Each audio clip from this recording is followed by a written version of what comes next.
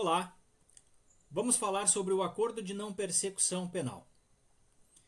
O Acordo de Não Persecução Penal foi introduzido em nosso Código de Processo Penal pelo pacote anticrime, Lei 13964. Esta Lei 13964 ela foi publicada no dia 24 de dezembro de 2019 e passou a viger em 23 de janeiro de 2020. O pacote anticrime trouxe alterações no Código Penal, Código de Processo Penal e algumas leis esparsas. Com relação ao Acordo de Não Persecução Penal, temos que é um instituto de caráter pré-processual, ou seja, negócio jurídico antes de iniciada a marcha processual. Trata-se de um negócio realizado entre acusado e Ministério Público. Perceba, não é realizado entre delegado e acusado. Ele é realizado entre Ministério Público e acusado. Por tratar-se de negócio, não podemos esquecer que trata-se de negócio bilateral, ou seja, não é imposto por nenhuma das partes. Deve sim trazer benefícios, tanto ao Ministério Público quanto ao acusado. Em sendo considerados excessivos ou excessivas as exigências do Ministério Público, o acusado que está fazendo a proposta, que está se sujeitando ao acordo, não é obrigado a aceitá-lo. Bem como, mesmo o juiz que homologará este acordo, em verificando tanto a excessividade da proposta quanto a sua deficiência, também poderá mandar retificá-la. Os requisitos para que se possa fazer o acordo de não persecução penal são os seguintes: o crime não pode ter sido cometido com violência e grave ameaça. Perceba, não pode ter sido o crime cometido com violência ou grave ameaça. E, ademais, a pena mínima deve ser inferior a 4 anos. Vamos de novo. A pena mínima deve ser inferior a 4 anos. Não pode ser igual a 4 anos, nem superior. Mas perceba, é a pena mínima, não a máxima. A pena mínima não pode ser igual ou superior. Deve ser inferior a 4 anos. O acordo de não persecução penal já era praticado pelo Ministério Público desde 2017, com base na Resolução 181 do CNMP, Conselho Nacional do Ministério Público. Ocorre que, por se tratar de documento interno daquela instituição, recebia muitas críticas por parte principalmente da doutrina. Um ponto que merece atenção é a exigência de confissão por parte do acusado para que seja aceito o acordo por parte do Ministério Público e também homologado pelo juízo.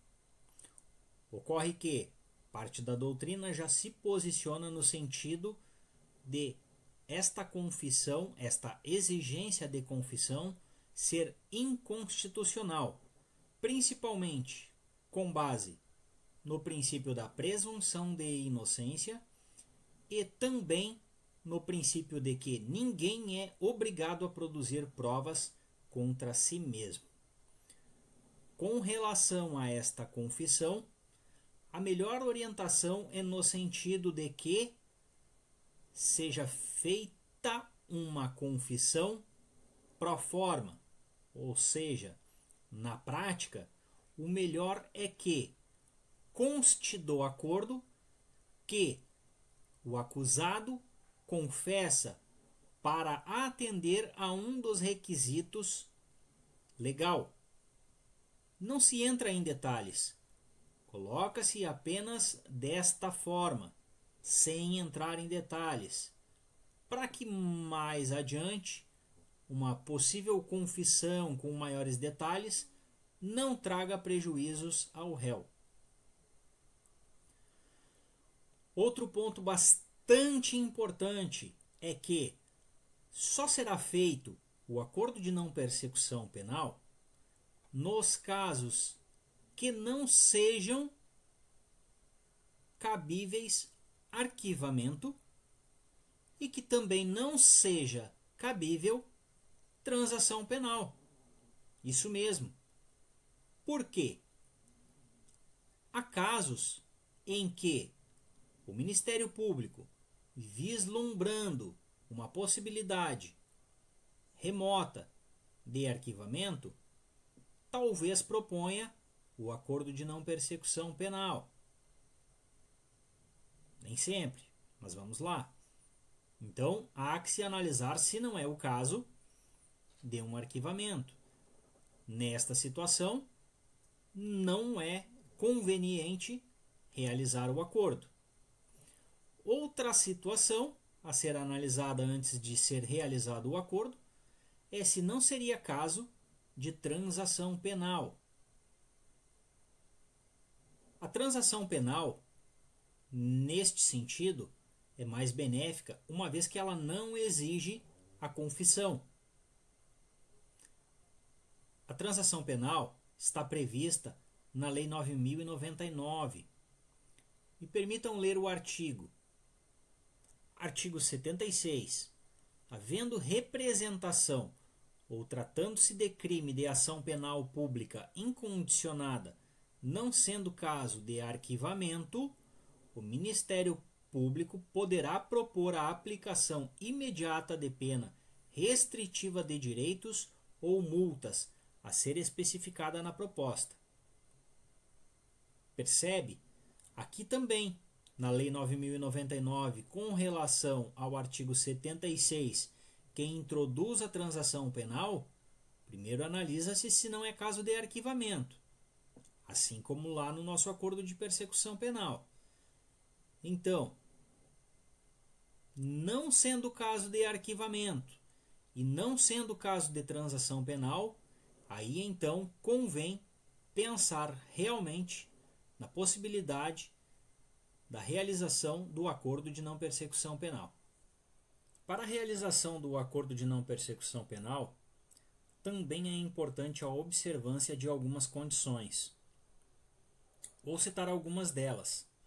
Por exemplo, reparar o dano ou restituir a coisa à vítima. Esta é uma das condições. Reparar o dano ou restituir a coisa à vítima. Uma segunda condição seria renunciar os bens ou proveito do crime.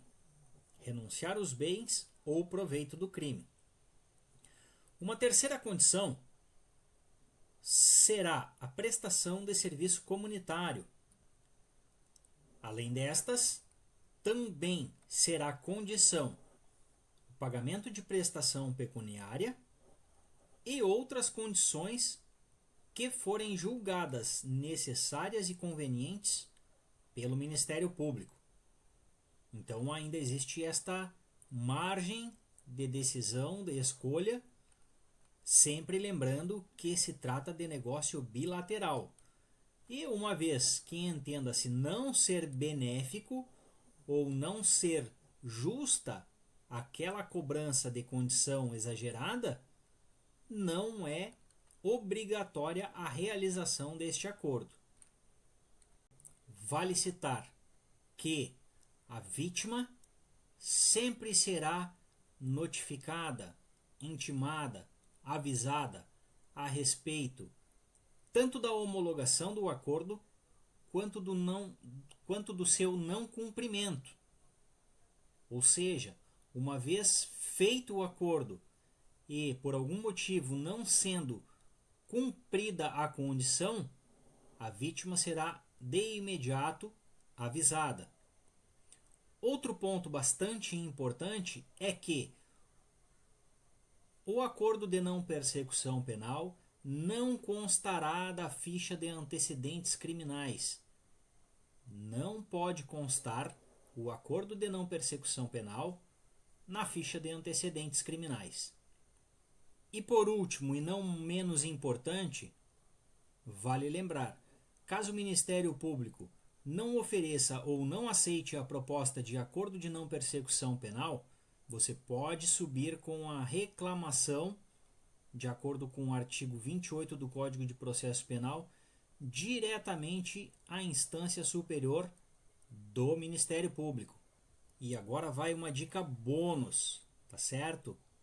Agora, no dia 19 de março de 2021, a sexta turma do STJ, com relação ao habeas corpus de número, anota aí, 628647,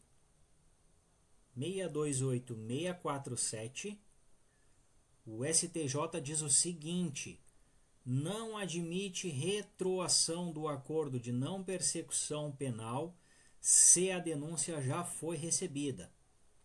Ou seja, existem casos em que a denúncia já foi ofertada pelo Ministério Público, o Judiciário já recebeu esta denúncia, o processo já está correndo, há casos inclusive já de trânsito em julgado, onde os profissionais do direito, advogados, estão levantando a tese da possibilidade de oferecimento do acordo neste momento. Ou seja, mesmo que já oferecida a denúncia, mesmo que já recebida a denúncia, em alguns casos até mesmo após o trânsito em julgado. O STJ, através de sua sexta turma, foi categórico agora, publicação do dia 19 de março de 2021, no sentido de não admitir o acordo de não persecução penal, uma vez que já tenha iniciado o rito processual, ou seja, a partir do momento em que há o oferecimento da denúncia.